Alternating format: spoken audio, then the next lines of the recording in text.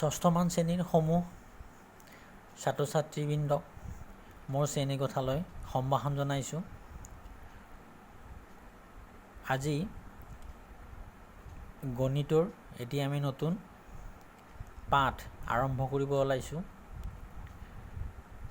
প্ৰথমতে মই ক'বলৈ ওলাইছোঁ আমি যে শিকি আহিলোঁ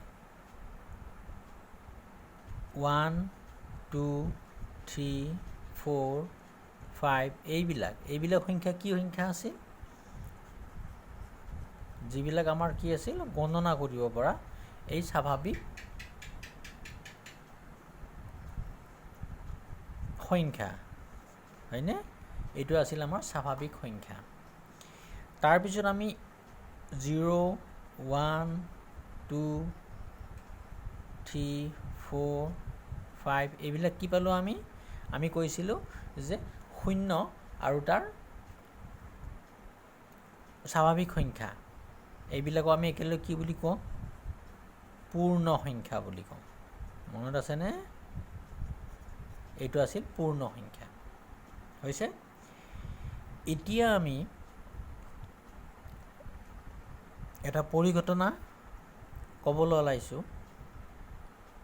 যেতিয়া আমাৰ কোনো এটা ফল গছৰ পৰা যেতিয়া এটা ফল পৰিব, ই মাটিত পৰি যায়নে? ই মাটিত পৰি যায় এইটো। আৰু এইটো ই যিমান ওপৰৰ পৰা পৰিছে মাটিত সি ৰৈ যায়, গতি কৰি আহিলেও সি ৰৈ যায়, অৰ্থাৎ তাৰ গতি শূন্য হৈ যায়, মাটিত তাৰ মান শূন্য হৈ যায়। আকৌ যদি আমি এডাল গছৰ কথা কওঁ, গছডালৰ তাৰ গা গছৰ পৰা ঠাল ঠেঙুলি পাত ফল ফুল এইবিলাক যিমান ওপৰলৈ থাকে এইডাল আমি গছ বুলি কওঁ।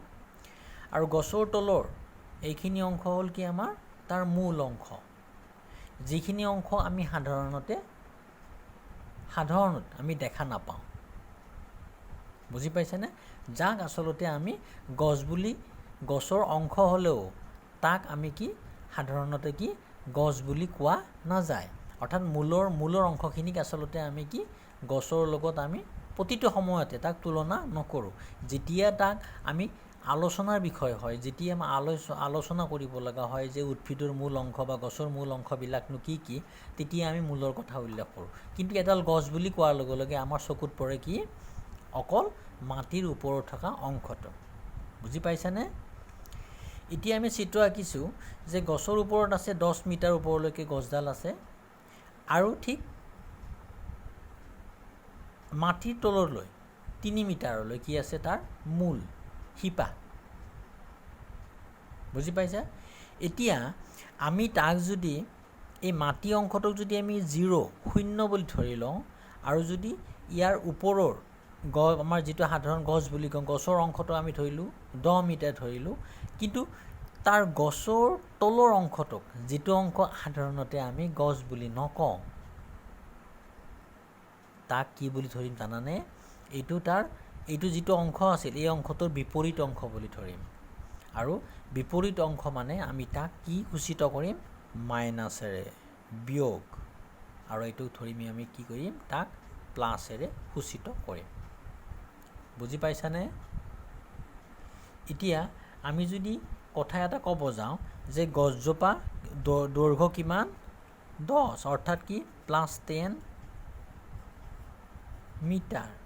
হৈছেনে?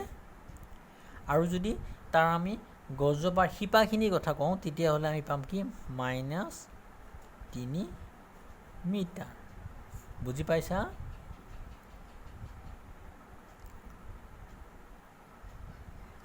ঠিক তেনেদৰে আমি যদি কোনো নদ নদী সাগৰ পৃষ্ঠৰ কথা ক'বলৈ যাওঁ, তেতিয়াহ'লে আমাৰ যদি এনে ইয়াৰ পানী অংশ থাকিব, ধৰা হ'ল পানীৰ অংশত কি আছে? এখন আমি নাও, যে নাওখনত আমি যদি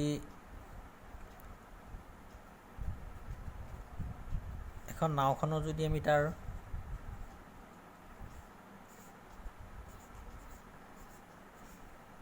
এইটো ধৰি লৈছোঁ পানীৰ অংশটো আছে, আৰু ইয়াত আছে এটা কি আছে, ইয়াত এটা চৰাই আছে,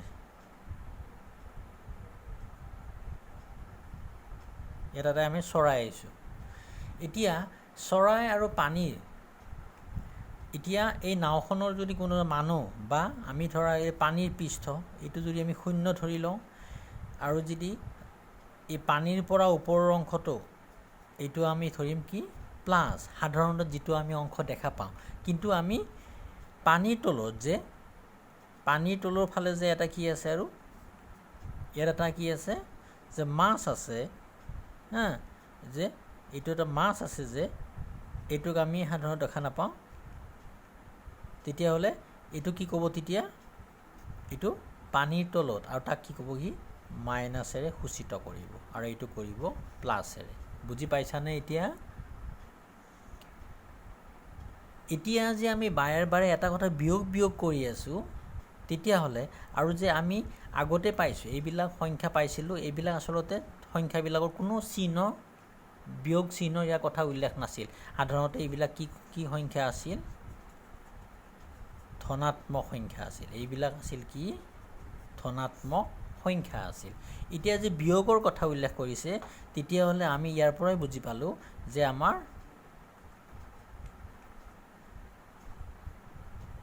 ঋণাত্মক সংখ্যা ইয়াৰ পৰা আমি ইয়াত কি আবিৰ্ভাৱ হ'ব। আজিৰ পৰা আমি আৰু ঋণাত্মক সংখ্যাৰ কথা আমি আলোচনা কৰিম। বুজি পাইছা ন? এতিয়া এটা কথাই হ'ল কি, যোগ আৰু যোগৰ বিপৰীতটো হ'ল আমাৰ কি বিয়োগ পালোঁ। এতিয়া বুজি পালানে? এইটো আমি ইয়াৰ যিটো বিপৰীত হ'ল, এই বিপৰীত অংশটোৱে আমি এই ধৰণৰে এতিয়াৰ পৰা আৰু আমি বুজাম, ধনাত্মক আৰু ঋণাত্মক। বুজি পাইছানে? তেতিয়াহ'লে আমি যদি চাব যাওঁ, আমাৰ যদি এনে কোনো কথাৰ আমি যদি ওপৰ বুলি কোৱা হয়, আমি তেতিয়া কি ক'ম, সেইটোক আলোচনা কৰিলে এইটোক আমি কি ক'ম প্লাছ, আৰু তল বুলি ক'লে আমি এইটো কি ক'ম বিয়োগ। হৈছে? ঠিক নদী বা সাগৰ পৃষ্ঠৰ কথা ক'লোঁ, আমি তেনেকুৱা ধৰণৰ কথাবিলাকে আমি ইয়াতে আলোচনা কৰিবলৈ পাম এতিয়া। হৈছে? এতিয়া কথা হ'ল কি, কিছুমান অৰ্থত, এনে সাধাৰণ অৰ্থ আমি ক'ম, যেতিয়া আমাৰ বৃদ্ধি হ'ব, যেতিয়া মান আমাৰ বৃদ্ধি হ'ব, তেতিয়াও আমি কি ক'ম, এইটো কি প্লাছ সূচিত কৰিম। আৰু যেতিয়া হ্ৰাস হ'ব, তেতিয়াও কি হ'ব, এইটো আচলতে মাইনাছ সূচিত কৰে। আৰু আমি যিবিলাক বজাৰ সমাৰ কৰিবলৈ যোৱা সময়ত বা বজাৰ সময়ত তোমালোকে দুটা শব্দ বস্তু বেছিকৈ শুনি পোৱা, লাভ লোকচান। শুনি পোৱা নে? তোমালোকে শুনি পোৱা এই দুটা শব্দ, যে লাভ আৰু লোকচান। তো লোকচান, এই যে লাভ হৈছে, লাভ মানে এইটো কি হৈছে, এইটো মূলধনৰ লগত আৰু কিছু পইচা যোগ হৈছে, আৰু লোকচান মানে মূলধনৰ পৰা কিছু পইচা সি বিয়োগ হৈছে। বুজি পাইছা? তো এইবিলাক হ'ল আমাৰ সাধাৰণ অৰ্থত, তোমালোকে এনেই দৈনন্দিন জীৱনত বা ঘৰৰ বাহিৰে ভিতৰে কিছুমান কথা এইবিলাক ইয়াৰ পৰা আমি বুজিবলৈ পোৱা যায়। এতিয়া আমি আকৌ আগৰ সংখ্যাবলৈ গৈছোঁ। 1 2 3 4 5 6 এইবিলাক আছিল কি স্বাভাৱিক সংখ্যা, আৰু 0 1 2 3 এইবিলাক আছিল পূৰ্ণ সংখ্যা। আজি পালোঁ আমি কি, যে -1 -2 -3 -4 -5 অৰ্থাৎ ঋণাত্মক সংখ্যাবিলাক কথা আমি আজি পালোঁ। তো এই তিনি ধৰণৰ যিটো সংখ্যা আছে, এই সংখ্যাবিলাকক একেলগে কি কোৱা হয় জানানে? এইটো কোৱা হয় অখণ্ড সংখ্যা। কি বুলি কোৱা হয় এইটো? অখণ্ড সংখ্যা।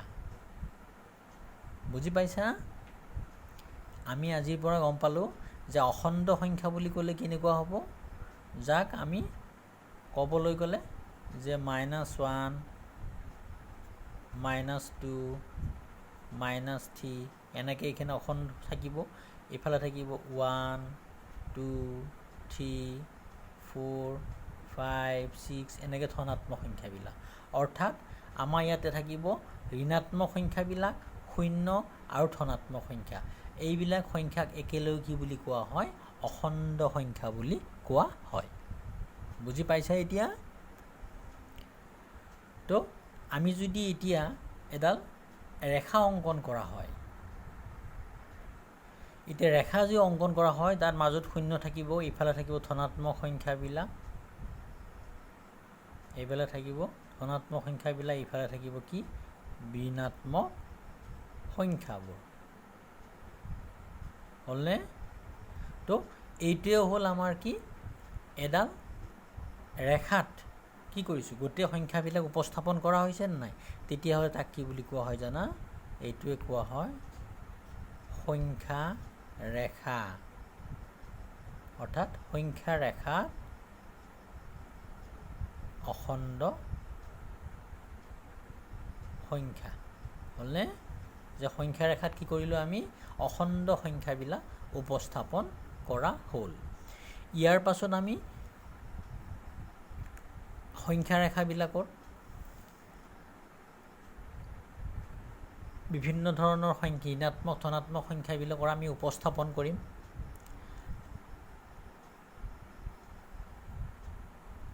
বিভিন্ন সময়ত আমি কি কৰিম? ইহঁতৰ যোগ বিয়োগ অংকবিলাকৰ ইয়াৰ সহায়ত কৰা হ'ব।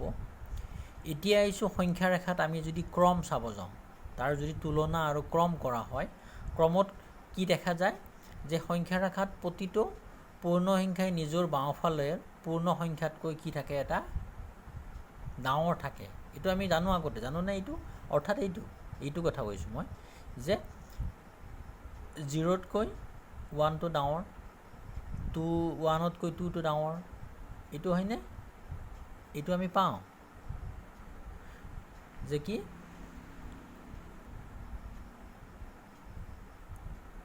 সোঁফালে তাৰ মানবিলাক কি? ডাঙৰ হৈ গৈ থাকে। আৰু ঠিক এই সোঁফালৰ ক্ষেত্ৰত ডাঙৰ হৈ যোৱাৰ ক্ষেত্ৰতে কি হৈছে? ইহঁতৰ